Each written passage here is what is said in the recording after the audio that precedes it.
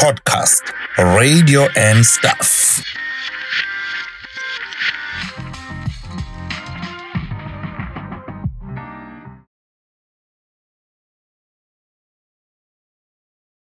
Podcast Liabantu Thandwa Ibobo Gabantu, podcast radio and stuff. Greetings and welcome to today's beautiful episode. Because we always give you beautiful episode. I don't even remember a single day where I've never said we are going to have a beautiful episode. 100%. You know, we only deliver top tier content. Hello everyone, I'm Nco Dube. Very excited as always. Yes, I am excited. Because today we have mina ngimbiza ngicap top. Yes, abanye bazombiza nge-social commentator. Omunye ambize nge-writer. What does he not do? You know him from Ukhozi FM. We've got Nco Dube, people. Mr. Dube. We finally got him, hey? It's a beautiful welcome. Finally. Thank you so much, guys. Thank you for having me. Why are you so hard to find? Hey, mafethu, kuyasetshenzwa, kuyaphanda. Busy. Hey. Again, umuntu afela, I guess umuntu busy. Umuntu mayibuza Nco ethi wenzani? What do you do for a living? And I'm saying this because when I googled you, I'm like, okay, he's a social commentator, he's a writer, he has a feature on Ukhozi. Yeah. There's a lot that you're busy with. You also have a marketing company. What do you do for a living?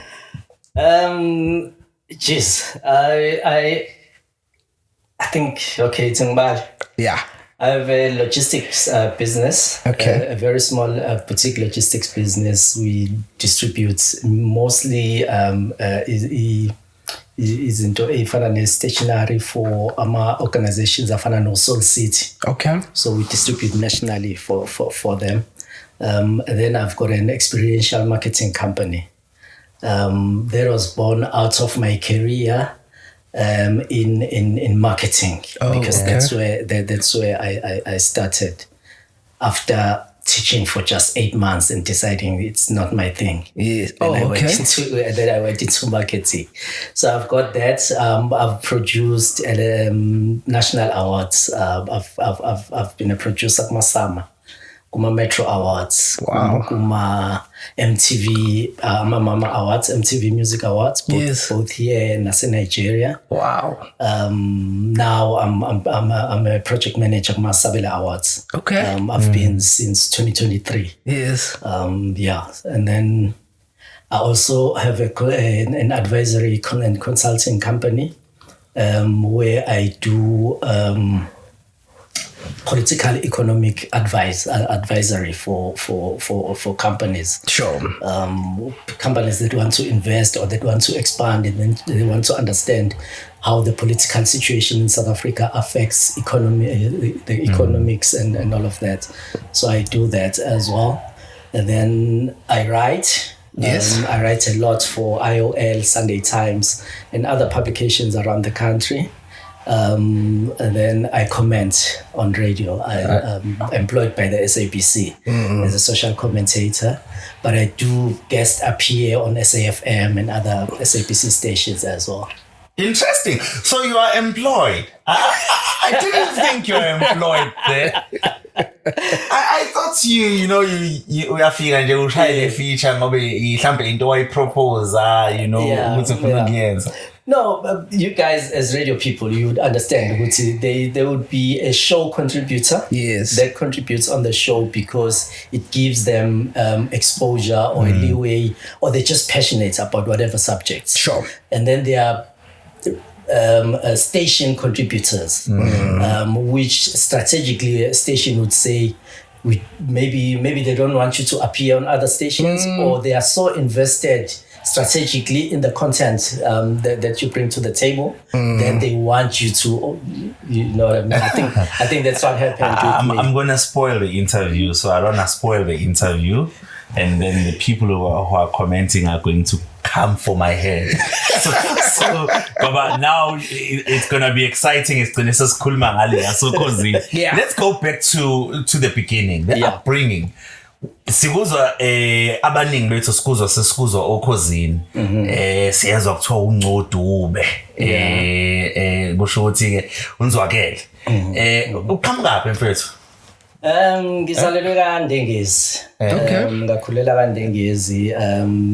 My family moved later on to Etazeno, but very Etazeno history kubo uma wayevele eqhamuka khona. Sure. So because of udlame nani kaNdengezi, we moved to Etazeno, but I was in varsity by then.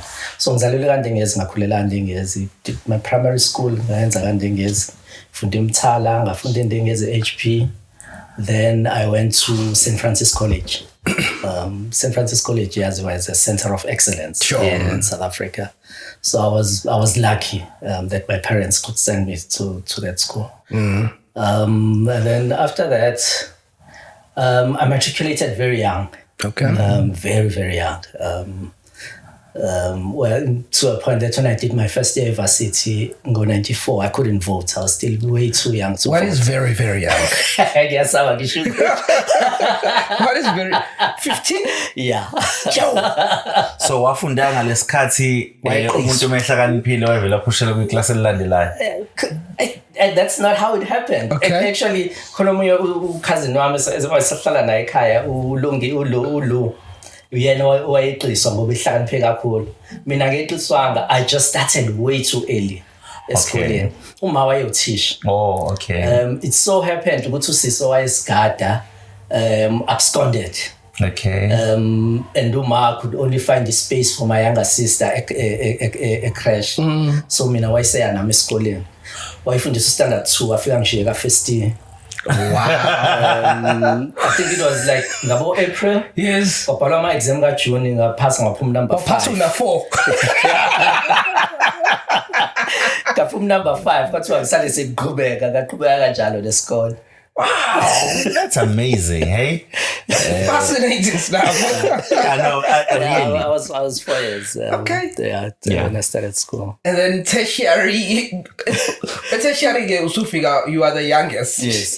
How was life there? But surprisingly,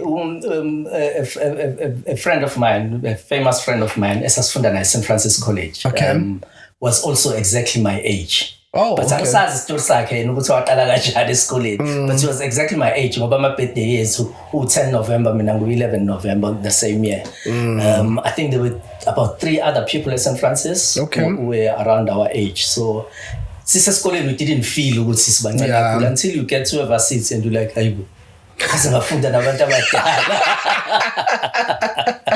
Wow. Futhi ngekhathi zobandlululo kwakungekho strict kangaka lendaba yeminyaka. Manje ukuthi wazalwa ngoJune, mawuzalwe before June. Yes, it's gotten very technical now. Yes. Oh, that is fascinating. So tertiary wafundani? So straight from school, I think I already had a love for reading and writing and all of that. So I started teaching. Ngayiqeda ngathola umsebenzi eBhekokuhle eDazenok. I taught for 8 months. Okay. By September, I was fed up. Not with the profession itself, but the culture. I just didn't think I was a good fit. So I left and decided to go back to school. Genzi BCom. Okay. But then by then, through correspondence at UNES. Okay. So I decided to I need to find a job. Okay. The first thing I got was there was an advertisement on the newspaper. Highway Radio is looking for radio presenters that they are going to train. Okay. So I signed up, went through their training and all of that. I got a show, doing a business show on Monday evenings, 1 hour, 6 to 7. It's a Christian radio station. Sure. I'm not particularly religious. Okay. I also come from a Catholic background. Sure. Whereas even though they are Christian radio station, but they are more specifically charismatic. Yeah. They don't really welcoming. Well, at that time, I'm not sure now. At the time, they were not very welcoming of the traditional churches. Sure. So we had a bit of clashes. Even though, but love for radio was instilled there. Okay. I think, from there I went to, I found another advert. So you left Highway? I left Highway after just over a year, I think about 15 months. Okay. But I worked with great people there. I worked with Usbonga. Yes. Also Umkhaya wami wakandengezi. Okay. I worked with umfundisi Unzonzo. Dennis, yes. He's still there. Yes, he's still there. Yes. And a couple of other people. They were really great people there. Okay. Then I found another advert in the newspaper again. Hub Radio was looking for presenters at their yes. I applied, I got the job, and then when I got there, the station was at head office. As I am waiting, they've pasted other job vacancies. And there's a promotional coordinator vacancy. Okay. Then I said, no, I want that job. So I didn't even get into the studio. They called me for an interview right there and there for the other job. And I got it. So I worked as a promotions coordinator. Because now it was in line with what I was already studying. I was studying BCom marketing. Oh, sure. So that's how then I branched into marketing. And so you never got the chance to even greet on Hub Radio? No, I never got. Well, he's on Zuma FM, the sports anchor on Zuma FM. Gabriel? No. He used to be on the afternoon drive. Big Mike. Big Mike, yes. Big Mike would call me because he knew I loved radio. Yes. Whenever it was his show, he'd say, no. Instead of you doing your promotional stuff, come to the studio and he'd just kick around with ideas with him on air. So ngiyavela ukuthi as much as you are a contributor, but you've always had this love for radio, because you firstly applied for Highway, you saw an ad and you became interested. You saw another ad for Hub Radio, you became interested. So where did that love from radio come from? I think at that time it wasn't particularly about radio. It was about a platform to inform. Okay. Because I'd already remember when I said I left teaching, not because I wasn't sold of the idea of being a teacher, but just because of the culture. All right. But I've always had great love for disseminating information because I have a very curious mind. And I always felt like it would be a sin. It would be a sin. That I always get. I'm always reading. I'm always studying things. When things pile up in your mind, you want to offload. Need an outlet. You need an outlet. So for me, it was about a platform that should be an outlet for me. So do you come from a family that loves reading?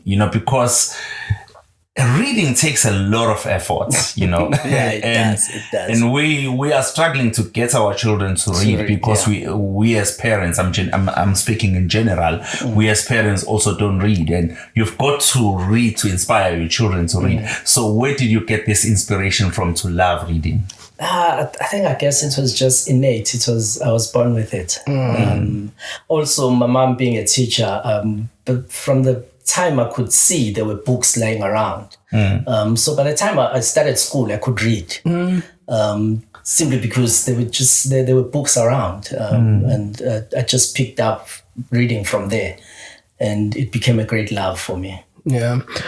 When we called you for this chat and you asked, what are we going to talk about? And the answer was, if you don't understand, so would you pinpoint reading as the source of all of this information, or it's something else? And let me give more context. When we speak about Nco Dube, we talk about someone that Ngolwazi ipolitiki, uzokhuluma ngetechnology wakade ukhuluma ngayo namhlanje nge-Starlink, uzokhuluma ngezinto ey'thinta omama emakhaya. So ubuka izinto noma ibhola, sports uzokhomenta ngazo. So you've got this broad knowledge that shows that a human being has so many layers. Yeah. And where does that come from wena as Nco Dube ukwazi izinto ezingaka? That's actually a very big misconception. I get that a lot. People think Ganga's young age. Sure. And that's not the case. I think I was blessed with a very I'm a critical thinker. I've got a very analytic mind. I absorb things. Even in schools, my schoolmates will always tease me, I'm that dish. Sure. I absorb knowledge. Wow. I think it's a gift. But also remember when I spoke about going to St. Francis College, I said I was lucky that my parents sent me there. Back then, it was in 1990 when I started high school. Going into a school that had computers back then, school that had this huge library. That's because I already had a love for reading. It just skyrocketed there because now I was like a child in a candy store, and that has stayed with me for forever. I read. That's all I do. My day starts at 3:30 in the morning, and the first thing I do is find something to read for an hour, and then I can start. No, guys, how do you do it? I'll tell you now. I've tried it. It doesn't work. This thing of no. Listen, there is a lady. You know when you admire somebody's success, and then they speak like how you are speaking now. Atumundu givuka ngopast 2. Yabo. There's a lady lobeka depete UCT. Yes, Professor Pakeng. Yes. Ngangwenye session where she was speaking, and then she shared her diary for the day with us, and she spoke about being awake at Lizzie Kato Shore. Yeah. And how do you do it? So it starts at 3:30 and finishes at what time? 10 I see o'clock. in between. 10 o'clock. 10 p.m. 10 p.m. without fail. 10 p.m., 9 p.m. I'm in bed. 10 p.m. I'm sleeping. It doesn't matter what I'm dealing with at that time. It doesn't matter if I've got unfinished projects. I have to go to bed at 10 p.m. So that my day starts at 3 a.m. But the reason was not something because I'm achieving it was practical. My children grew up when I was already self-employed. Okay.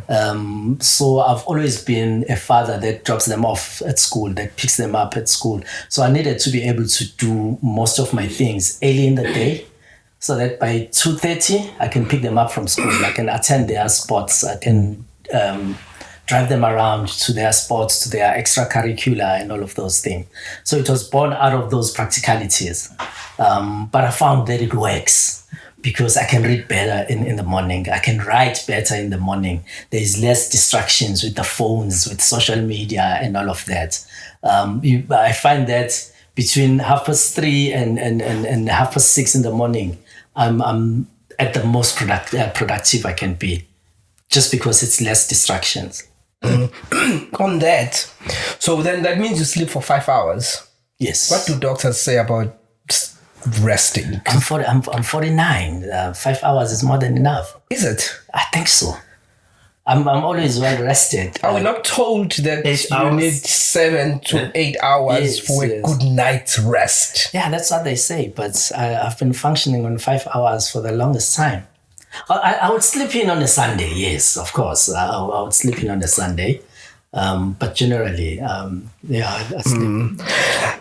Yeah. No, uthathe vele umbuzo bengifuna ukubuza le ukuthi odokotela bathi ngoba bathi 7-8 hours. Yeah. Ama-phones ethu asitshela ukuthi are you a healthy sleeper or not? Our own phones now.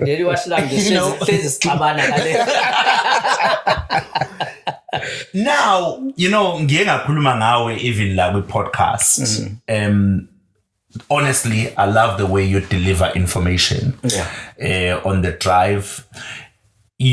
Une-ability yokuthi ngoba information sithola ngesingisi, you know, i-content eningi out there ibhalwe ngesingisi, but ukwazi ukuthi mawusufika emsakazweni udeliver i-content ngesizulu esiclean kodwa umuntu aphume.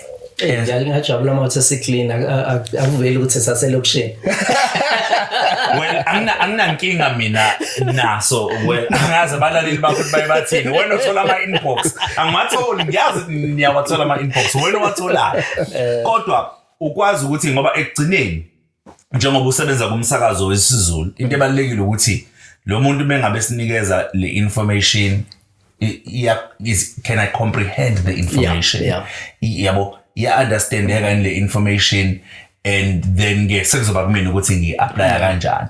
So le ability yakho yokwazi ukuthi uyitranslate kamnandi kanje information, it's based on, where is it based? Is it based on your background esikoleni, you know, because it's not easy. No, it's not easy, but it's what the whole concept of what I do is based on, to demystify these concepts, these economic, political concepts, and deconstruct them, and wenze ukuthi umuntu ayizwe kalula futhi ayizwe ngolimi lakhe. I must credit Felix Hlophe with that. All right.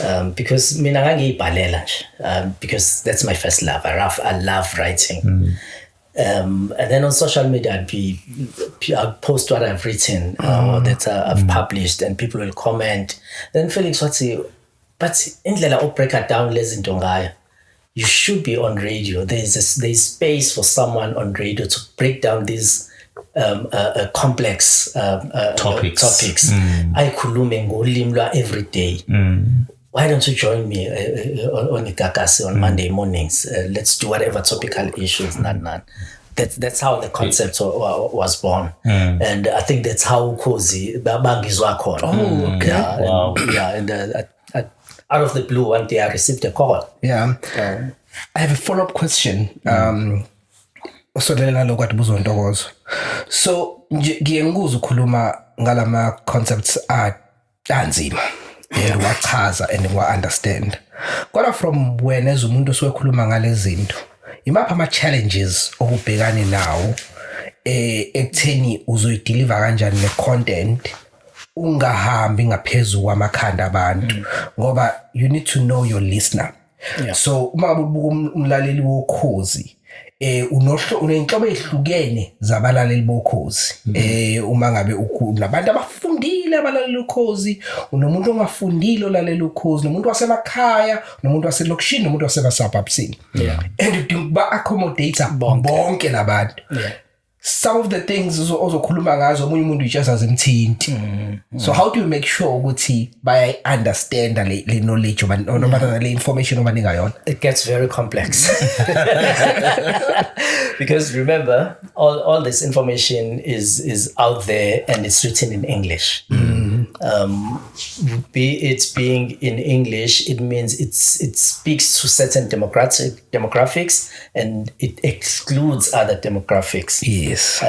But information irrelevant, demographics are excluded. And uma usui translator, because I do all my research in English. I do my initial draft right up in English because concepts are in English. Then I have to translate it back. It's a translation where I decide. My segment on Ukhozi is you'll hear it as if it's 2 segments, but it's actually 4 segments. Okay. And each segment speaks to a different demographic. Okay. You'll hear that when I come on, the main anchor will prompt me. Yes. I'm speaking to a certain demographic. When the co-presenter prompts me, I'm shifting and speaking to another demographic. When we come back for the second segment, we do it that way as well.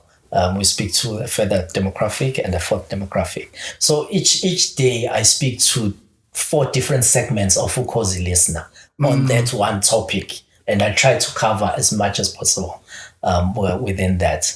It's not always easy. I do not always win with that because it gets very complex. But that's what we always try every day to speak to 4 different demographics within some segment of Ukhozi listener. Wow. And ifeature yakho ibizwa ngokuthi Asisabalale Ngolwazi. Yes. Nco Dube. So sike sasho earlier on ukuthi uthinta izinto ezihlukahlukene. Kuzona zonke izinto sokwakhuluma ngazo. Ikhona topic noma story noma udaba owafile ngathi ngeke, it's just too complex ukuthi ngingal break it down ngesiZulu ngichazele nomlaleli ohlukahlukene wokhozi.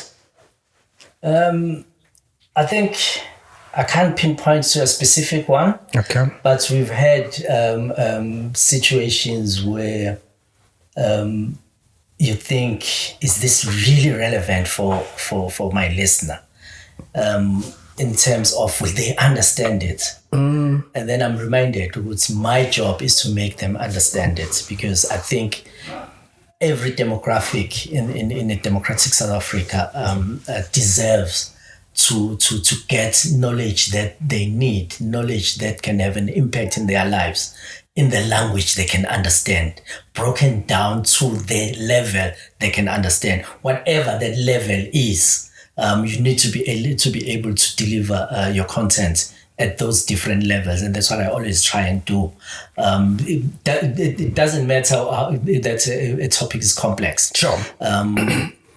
Whether umuntu ufundile noma akafundile, uma ithinta impilo yakhe, they deserve to have that topic broken down to their level. So, and that's what I always try and do. I don't always succeed, but that's always what I aim for. You personally, as Nco Dube, are you interested in all of these things that we talk about? Because as a person, you are advised that I'm interested in politics. I don't care about sports. So are you invested in all of these things? That was very unexpected. Or sometimes you just do it for the sake of umlaleli. Look, I'm invested in every type of content that I need to deliver. Okay. Not all the topics that I deliver I'm passionate about, but once a topic is in front of me, I execute it. I'll do my in-depth research and all of that. Most of the topics that I'll come up with myself, which is about 70% of the topics that I touch on, it's usually stuff that I'm really passionate about. Okay. The producer of the show comes up with a lot of topics as well. There are the other 25%, it's him. And then 5% everyone in the station can hit me up and yeah. But 25% comes from the producer. And whether I'm interested or not in what he's putting in front of me, I have to execute it exactly the same way as I execute the topics that I come up with. Sure. Now, clearly umuntu othanda kakhulu ukuba informed, othanda futhi ukufundisa ukuthi abantu babe nolwazi based on your background, you know.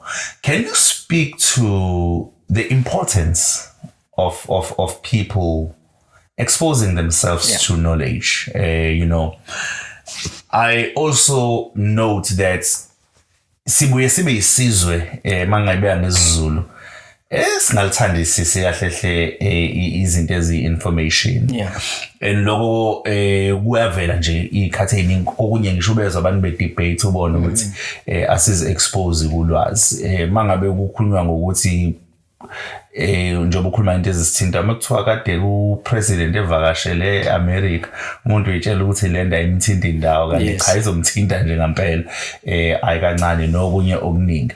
So if now you mengenze example as Nco Dube kuthiwa une session somewhere kwamashu la uzobe ukhuluma khona uzodeliver ulwazi, you'll find you'll attract 200 people, 100 people bazokulalela. But on the other side, if it's more entertainment, You get 1,000 people. The hall will be overflowing. Yeah. You know. So can you speak to the importance of abantu into Ngolwazi bangabalekeli nayo?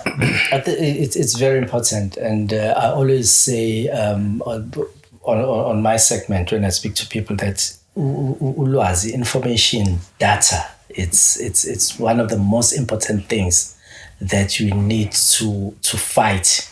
Ukuthi si attain, futhi retain.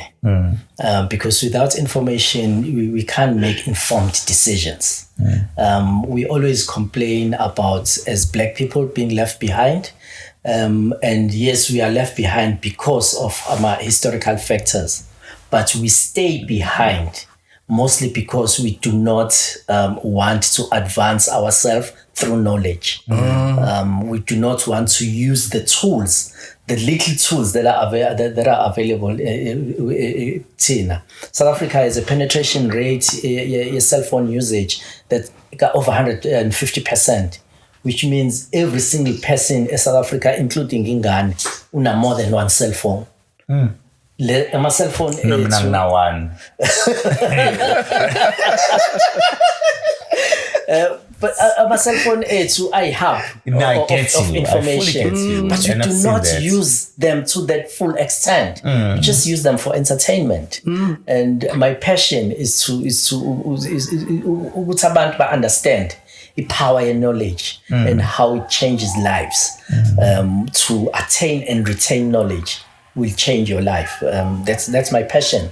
That's the basis of your concepts, from my social media commentary to my writing to my radio commentary as well. Yeah, you know, you speaking about cell phones.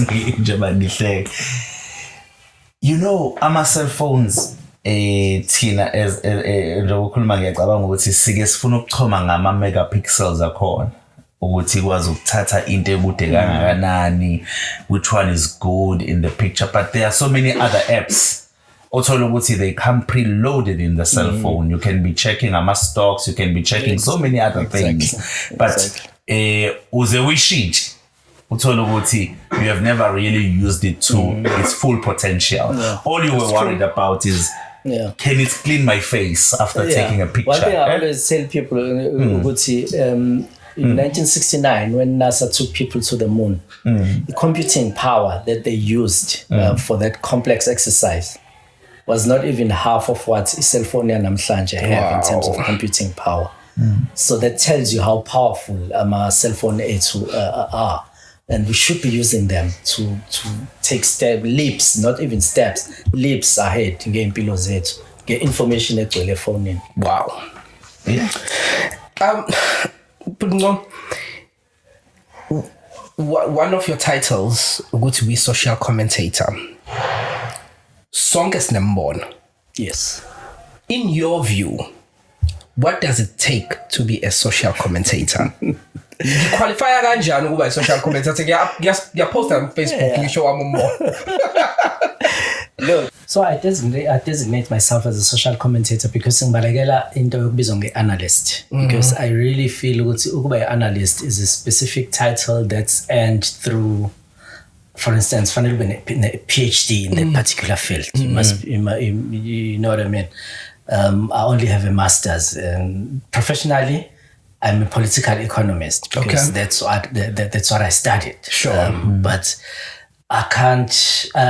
When I write or when I comment, I do not apply strict political science parameters to my commentary. Sure, I comment from my own opinions. Okay, informed as they are, but they are still my opinion. I do not approach it as an academic analysis, which requires a certain rigor, a certain process. And a lot of people call themselves analysts when they do not apply those processes, and I think it's doing a disservice to the public that you're analyzing for. Whereas as a commentator, it says to the person listening, it's his opinion. he's commenting on the topic, but it comes from his own either personal experiences or personal experience with that type of content or with that type of topics. It doesn't necessarily mean it's an academic output that I'm putting out there. It's still my opinion, informed as it is, as I said, because I'll never comment on something that I'm not informed on. But it's just because I don't want to be called an analyst mostly. That's why I designate myself as a commentator. Makes sense. Can we play a game? Yeah. I'll throw a word at you. As a social commentator, I would like to hear your thoughts on that. Just any word. Let's see. Starlink. I'm starting very easy. You were talking about this today. Yeah. Look, and I wrote a very good article that was in the Sunday Tribune about it yesterday. Yes. It's an absolutely amazing technology. Sure. A technology that could change lives in South Africa. A technology that South Africa desperately needs to get internet connectedness to areas that there's no fiber, there's no cell phone connection and all of that. It can do wonders for our economy, especially developmental in the Semakhaya, etc. So we need that technology like yesterday. Sure. But I'm not sure if we need it from Elon Musk. Okay. The guy has shown that he's not above using whatever means to get his way. Look, you can never expect ethics from billionaires. But Elon Musk has shown that he's a totally different type of animal. He'll do anything. So if we gave him that hub of collecting data on South Africans, we have no idea what he will do. So we really need to guard against that. If we allow that technology, it mustn't just be Starlink. There's Chinese technology that it lags behind Starlink, admittedly, but it will get there someday. There's Chinese technology. There's a company from Luxembourg in Europe, a company from Sweden. There's about 6 competitors that if we bring in Starlink, we should allow sure them as well. Yeah. Just so that there's competition and Elon doesn't get his way. Sure. Okay, so You're following up on my game. it's a game. No. Okay, carry on with the game. Now you can follow up, then I'll continue. So basically, you are saying Starlink shouldn't operate on their own in South Africa. Yeah. There should be competing companies. Yeah. To keep him in check. Yeah, to keep him in check. Yeah. Okay. Yeah.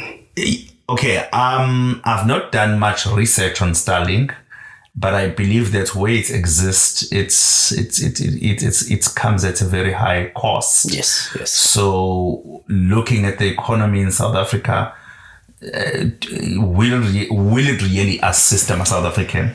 The people that really need it won't be able to afford it. Yeah. So if it comes in, we need to have a sort of a way of between government and corporations in South Africa and NGO of making sure that it gets at least to schools in rural areas. Because that's how you give connectedness. Yeah. You give it through children attending schools. If a child is connected, that family is connected. We need to make sure that we get it to police stations, for instance. You know how under-resourced in terms of technology and hospitals. If you're on medical aid now, you can consult a doctor on your phone via a medical aid app and all of that. We need public hospitals to have that. Sure. Instead of people going there to queue. I remember my grandmother used to have to go to hospital every month just for checkups. You don't need to be doing that to old people. When if we would just simple internet connection. You can do that on the phone. So that's how it will change lives without people actually having to pay for it. But it could still have impact on their lives. Sure. I've got two words for you, and then those you can add if you want to add. GNU. GNU, a lot of people think it's not going to last. It's going to last the 5 years. Both the primary actors there, the DA and the ANC, desperately need it to work. Okay. And they will make sure it works, especially the Democratic Alliance, because they've always wanted to be on the national platform where they can show South Africans, when I say South Africans, generally, they are interested in that, but specifically their core base, which is white voters. They need to remind them what they can do on a national scale, how they can protect their interests.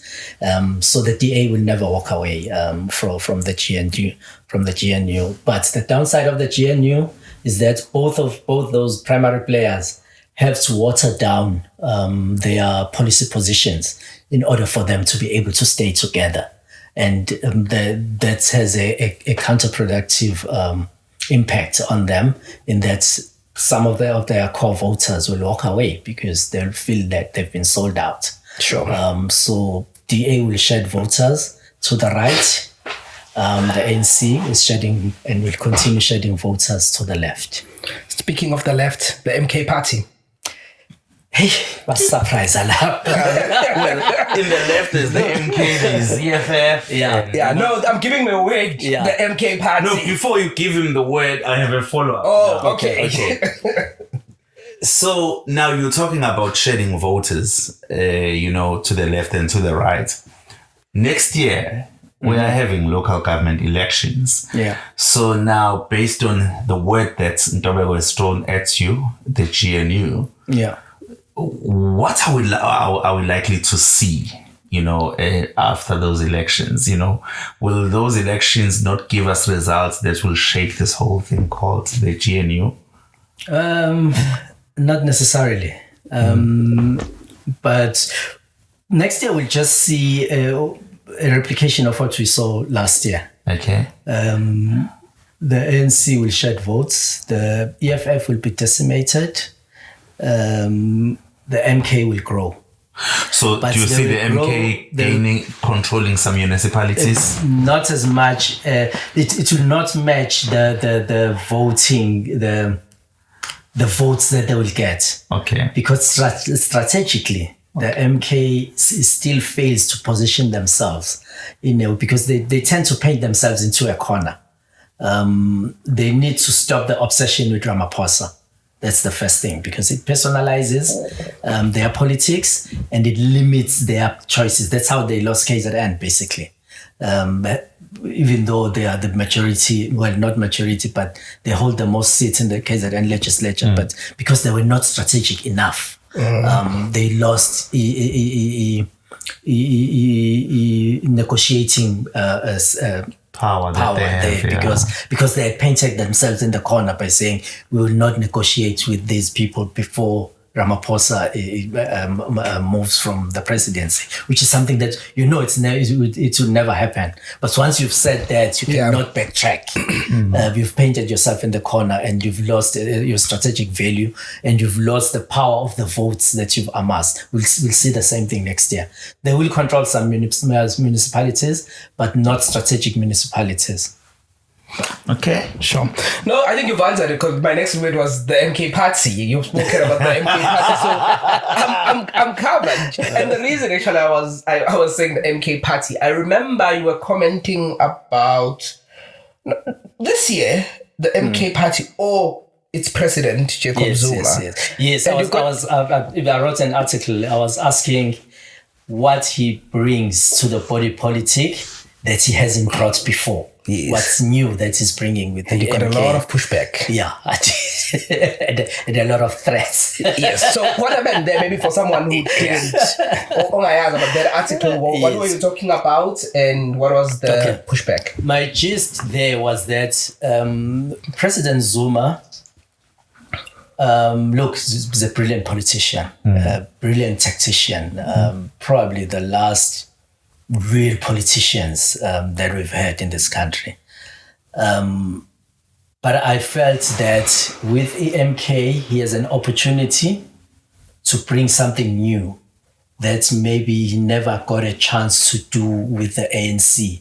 The ANC being an old institution that's steeped in its ways, where a president's power is limited. You can't do 1, 2, 3.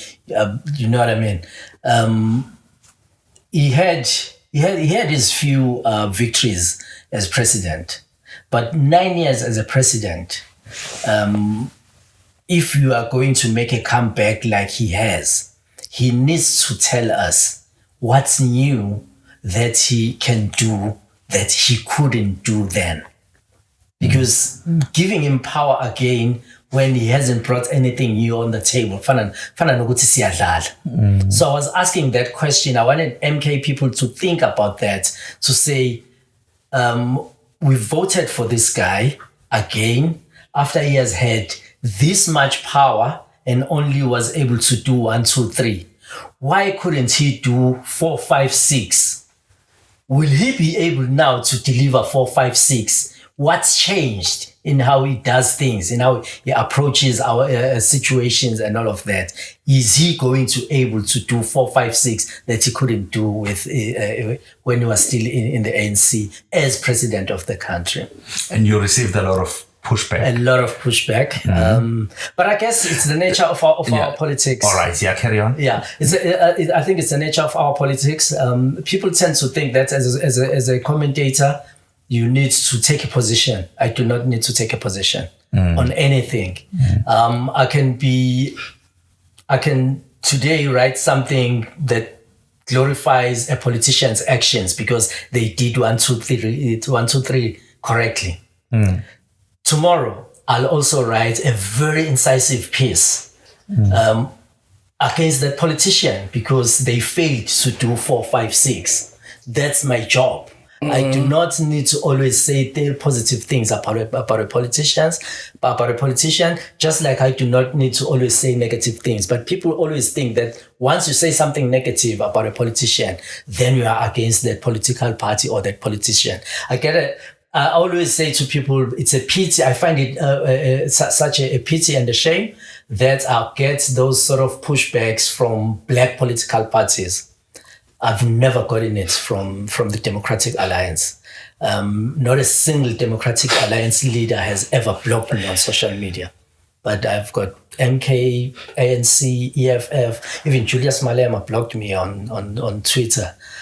Because they feel that once you say something negative, it's a personal attack. Yeah. It's not. But just in black people's defense or black politicians' defense, John Steenhuisen has blocked me. Just saying. No. But just saying. But John is not a real politician. I don't take him seriously.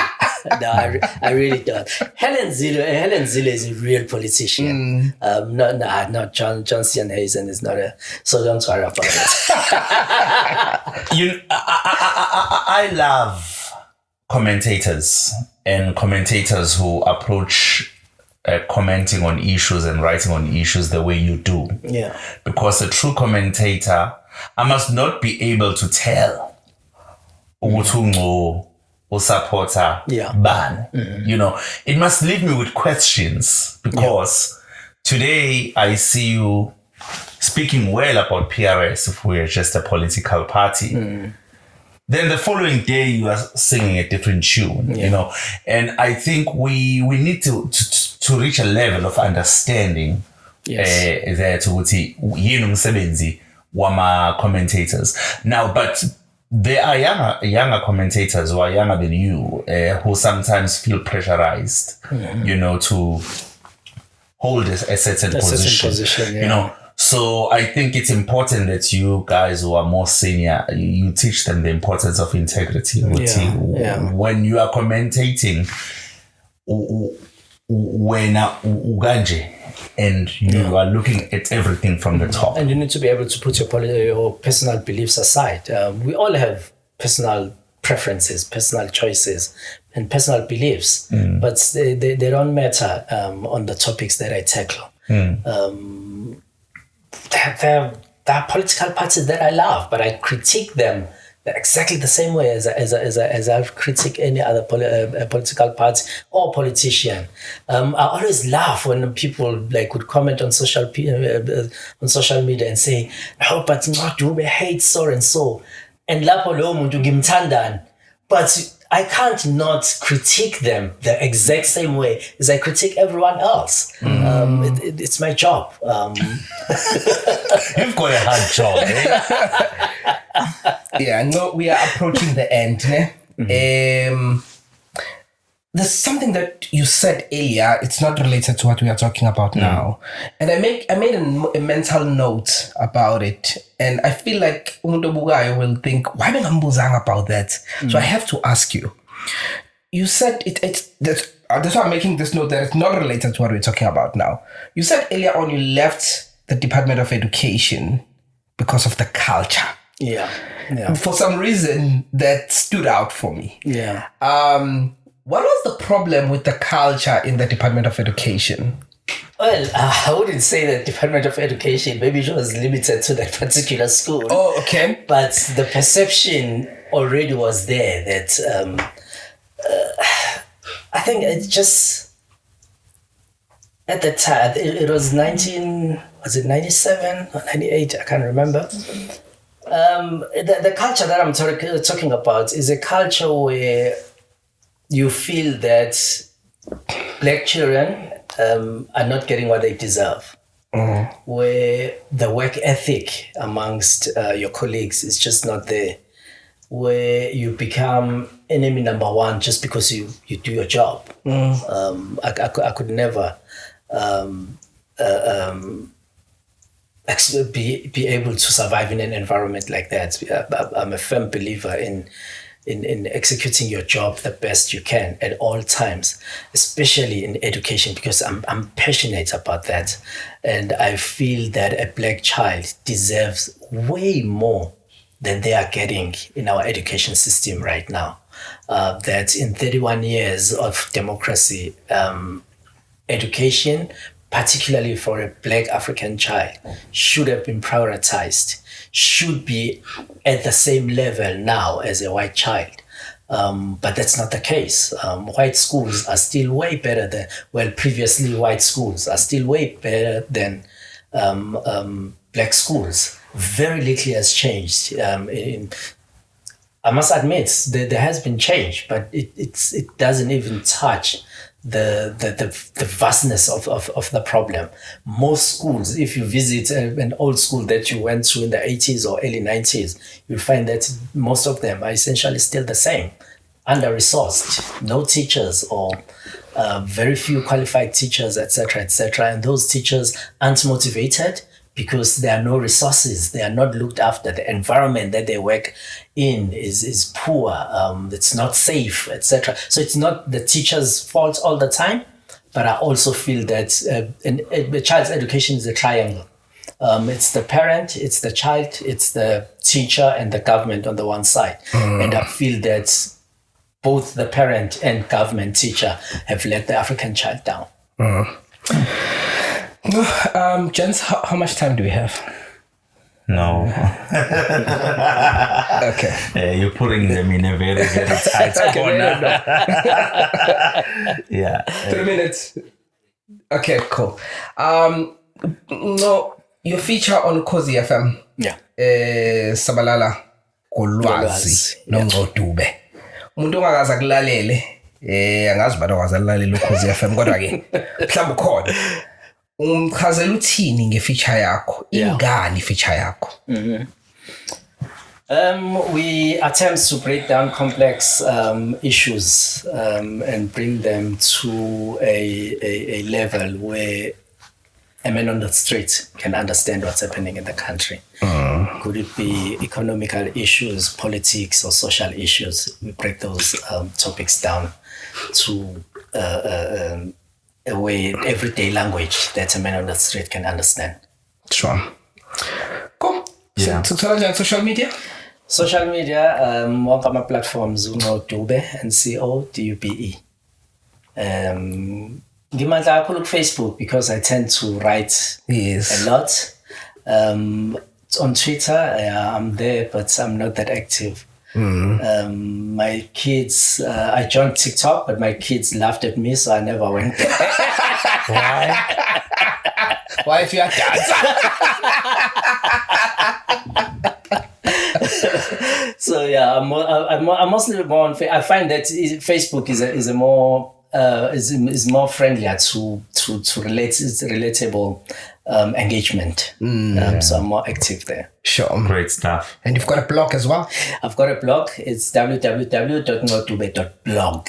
What do we find with blog yako? I write. I publish about 4 to 5 articles a week. Okay. Varying from, I try every week to have an economic, a political, and a social blog piece there.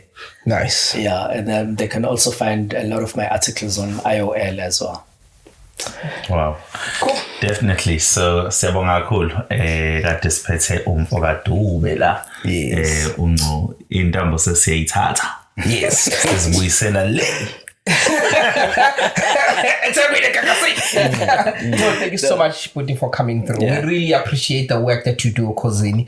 Lubalulekile umsebenzi owenzayo ngoba njengoba usho ukuthi uthatha ama-topics are-complex wa-break it down to i-level esikwazi ukuyi-understanda thina abantu on the ground. That is very important ngoba lezi zinto nje umuntu ozobesho earlier on ukuthi lezi zinto ezenzakalayo lapha phezulu esiyibona zikude kunathi ziyasithinta and wena uyasazisa ukuthi zisithinta kanjani. So please continue doing what you do, and let's just make this promise now. You are coming back because we barely scratched the surface. There's so much that we could have touched on, and thanks to the chance they just said you've got an hour. No, thank you so much. Yeah. And I'm a huge fan of that feature, by the way. Hey? No, thank you so much. Yeah, sure. Thank you so much. All right, Sebo. Bye bye.